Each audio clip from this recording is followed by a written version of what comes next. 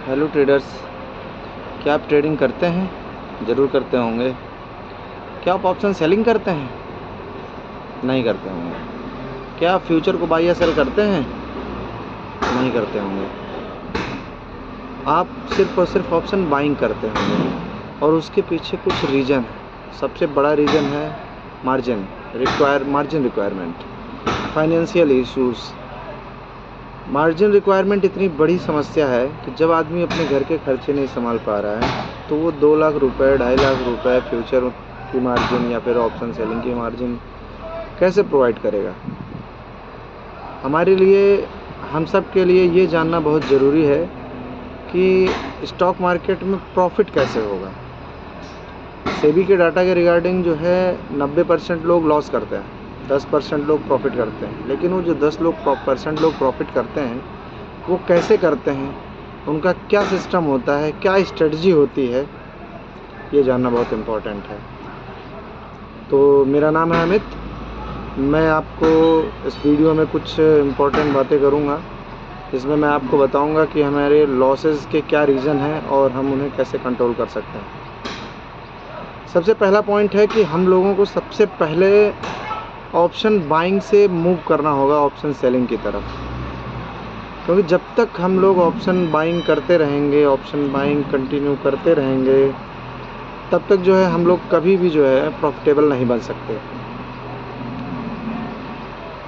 सेबी जानती है कि ऑप्शन बायर कभी प्रॉफिट नहीं करता है। सेबी जानती है कि ऑप्शन बायर कभी प्रॉफिट नहीं करता है, लेकिन फिर भी वो डायरेक्टली अगर कोई कहता है कि हम ऑप्शन बाइंग से प्रॉफिट करवाएंगे तो उसके खिलाफ इंक्वायरी चालू हो जाती है। क्यों?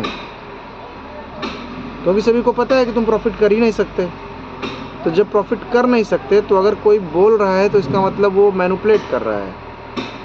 सिर्फ यही रीज़न है कि जो भी बंदा ये बोलता है कि मैं जो है ऑप्शन बाइंग से आपको प्रॉफिट करवाऊंगा, या फिर आप जो है डेली इनकम करिए या डेली प्रॉफिट करिए या आप डेली पैसा छापिए, तो उस केस में सेबी उसके ख़िलाफ़ जो है कोई ना कोई एक्शन लेती है, और इस बेसिस पे लेती है कि आप जो है लोगों को गुमराह कह रहे हैं, मैनिपुलेट कर रहे हैं। कैसे? इसका सबसे बड़ा रीज़न है कि सेबी को ये बात पता है कि आप ऑप्शन बाइंग करके कभी प्रॉफिट कर ही नहीं सकते, आप प्रॉफिटेबल हो नहीं सकते। इस वजह से जो है सेबी जो है उसके खिलाफ एक्शन लेती है, लेकिन वो कभी भी डायरेक्टली नहीं कहती है कि ऑप्शन बायर लॉस करता है। वो हमेशा ये बोलती है कि रिटेलर लॉस करता है। वाई? ये बहुत ही गहरी और सोचने वाली बात है। ऑप्शन बायर अगर लॉस करता है तो क्यों लॉस करता है? सोचिए, थोड़ा दिमाग पे जोर डालिए और सोचिए ऑप्शन बायर लॉस क्यों करता है।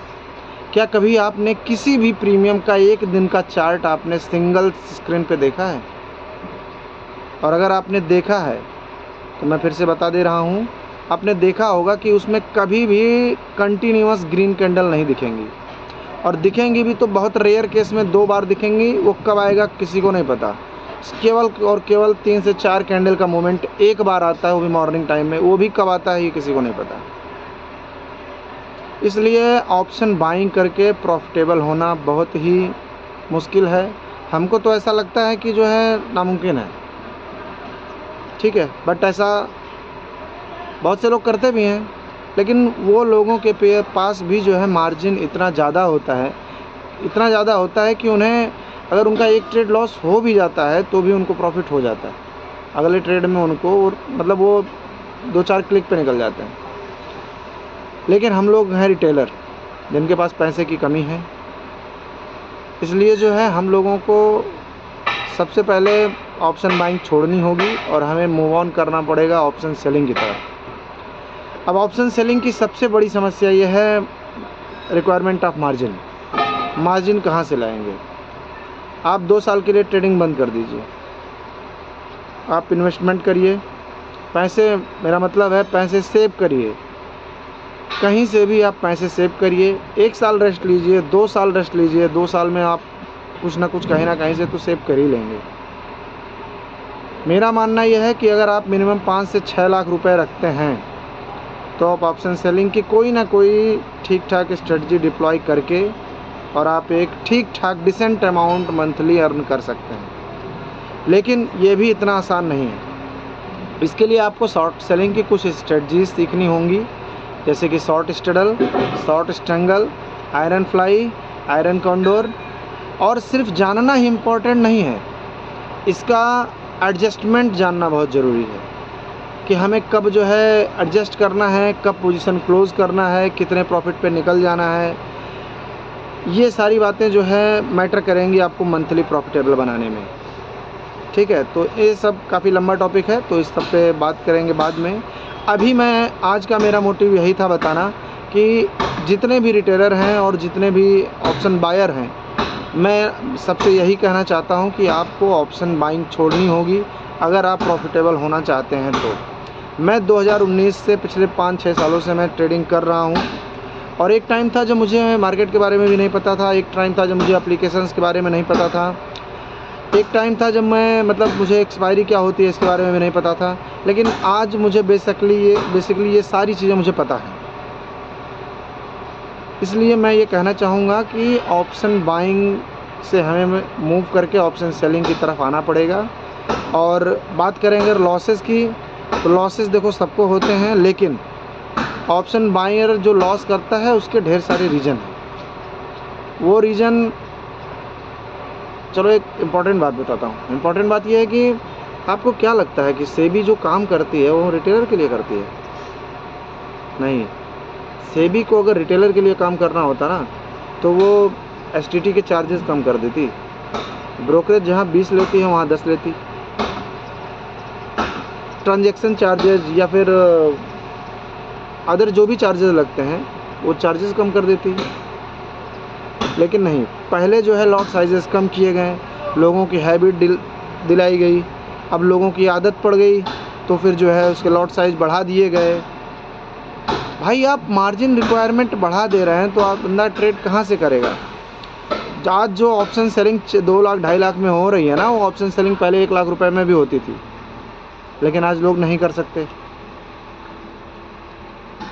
इसलिए सेबी जो है ये केवल कहने के लिए रिटेलर का सपोर्ट करती है, या फिर रिटेलर के लिए काम कर रही है, या रिटेलर के फ़ायदे के लिए काम कर रही है।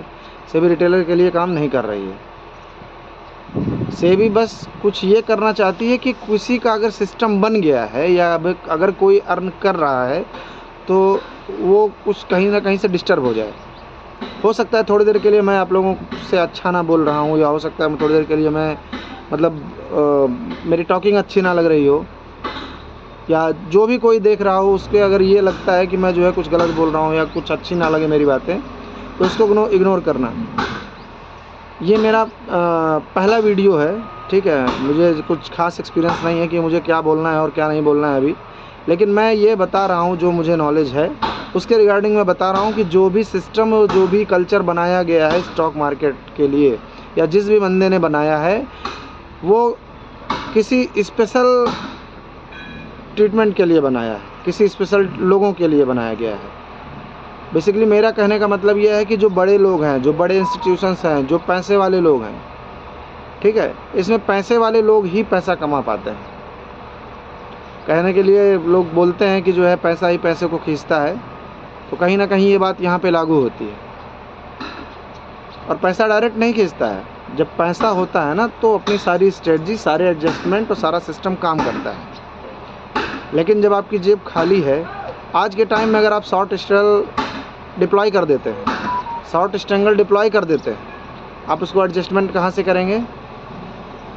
नहीं कर सकते हैं। तो इसलिए अगर आप चाहते हैं ये सारी चीज़ों को, सारी पॉइंट को सीखना, तो मेरा रिक्वेस्ट है, मैं ये नहीं कह रहा हूँ कि आप हमसे ही सीखें या मेरी वीडियोस देखें। आपको जहाँ पे भी लगता है कि बेटर कोई सिखा रहा है वहाँ से आप सीखिए, लेकिन ऑप्शन सेलिंग में आइए। ऑप्शन सेलिंग के लिए जो है आप मार्जिन कलेक्ट करिए, ठीक है।